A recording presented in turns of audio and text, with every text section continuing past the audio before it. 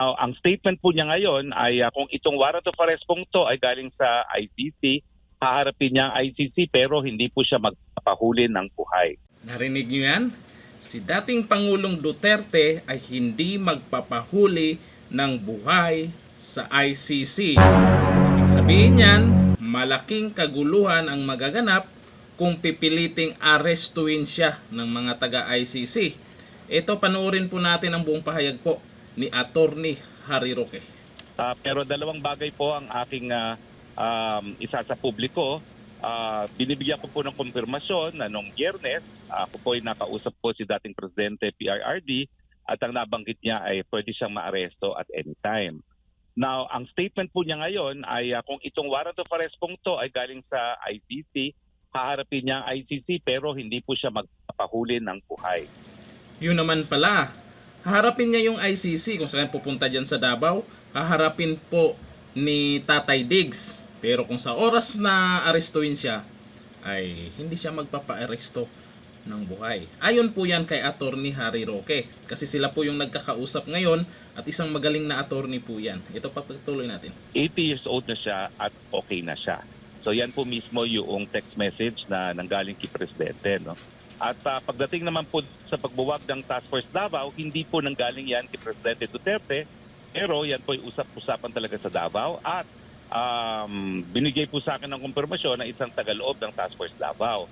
Gayunpaman, dahil meron na pong denial ang ating hukbong sandatahan, nagpapasalamat po kami sa denial ng AFP na hindi naman po bubuwagin ng Task Force Davao dahil una-una walang dahilan para buwagin po yan.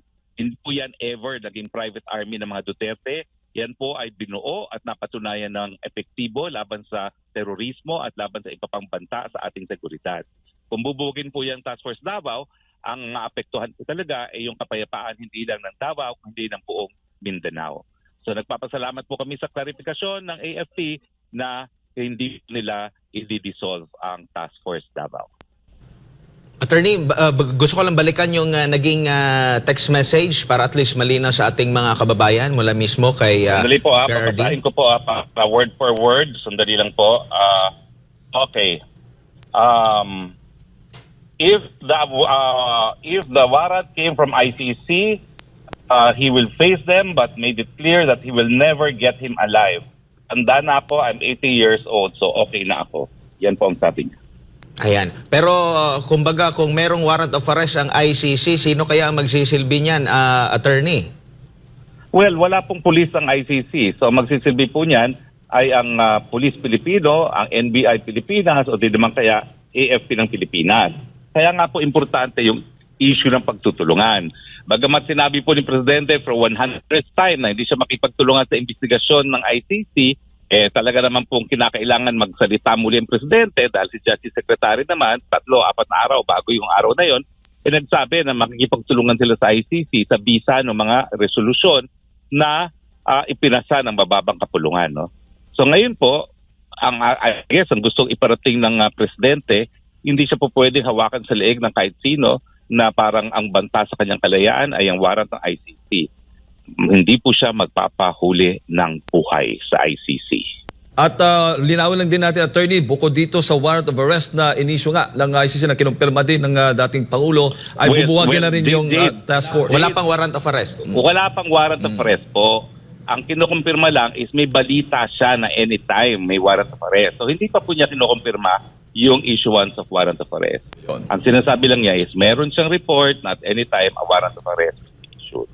Meron gagawin ho ba, attorney, na hakbang? Baga may motion po ba tayo? I-reconsider yon? Well, alam niyo naman po, kapag ako'y abogado, hindi ko na po isinasa publiko kung ano yung mga gagawin namin. No? Pero siyempre, hindi naman po tayo papayag. Ang pag-aresto ng visa ng warrant of arrest sa inisyu ng ICC, ngayong hindi na tayo miyembro ng ICC, ay illegal po. Ang remedyo po dyan, meron pong remedyo sa batas dyan.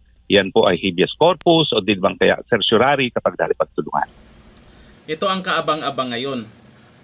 Kung sakali na isi-serve na ang warrant of arrest dyan sa Davao, kung ano ang posibleng mangyari, kung ano ang magiging reaksyon ng mga Davaoenyo, anong magiging reaksyon ng mga kapatid nating Muslim kung sakaling pilit nilang arestuin si dating Pangulong Duterte.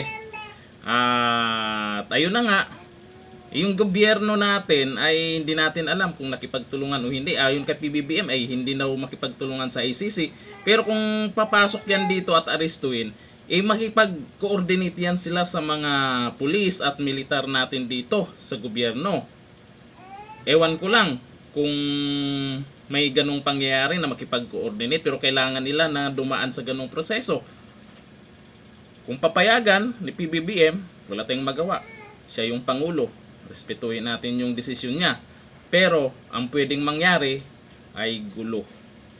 Magulo yan. Kaya sa ngayon, sana ay pananakot lamang yan yung tungkol sa ICC para manahimik si dating Pangulong Duterte dyan sa mga banat niya. Pwedeng ganyan. Kaso ito nga lang si Trillanes pala ay talagang noon pa may galit sa mga Duterte yan. At isa yan sa nagreklamo sa ICC. Abangan natin ang susunod na balita.